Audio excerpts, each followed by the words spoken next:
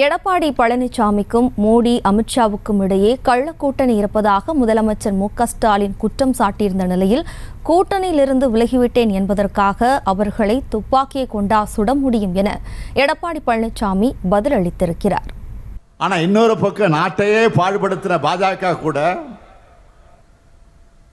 கள்ளக்கூட்டணி வச்சுக்கிட்டு பழனிசாமி வராரு, வந்துகிட்டு இருக்காரு. இப்போ பழனிசாமிக்கும் தமிழ்நாடு பாஜகவுக்கும் தான் பிரச்சனையே தவிர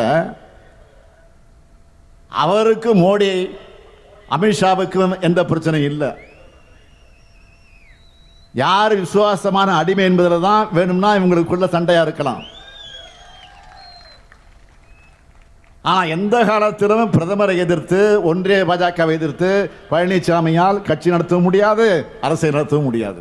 இன்னொன்றையும் சொல்றார் எடப்பாடி பழனிசாமி, பாரதிய ஜனதா கட்சி எதுக்க மாட்டேங்கிறாரு. நான் துப்பாக்கி தூக்கிட்ட போய் சுட முடியவில்லை. கூட்டணியிலிருந்து விலகி வந்துட்டோம்.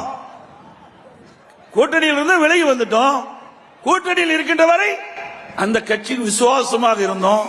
கூட்டணியில் வெளியே வந்த பிறகு அந்த பாரதிய ஜனதா கட்சி மத்தியில் ஆட்சிக்கு வருகின்ற பொழுது மக்களுக்கு தீங்கு இழைக்கக்கூடிய திட்டங்கள், இன்றைக்கு தமிழ்நாடு மக்கள் பாதிக்கப்படக்கூடிய திட்டங்கள் கொண்டு வந்தால் எதிர்த்து முறியடிக்கக்கூடிய தில்லு திராணி அதிமுக தான் இருக்குது.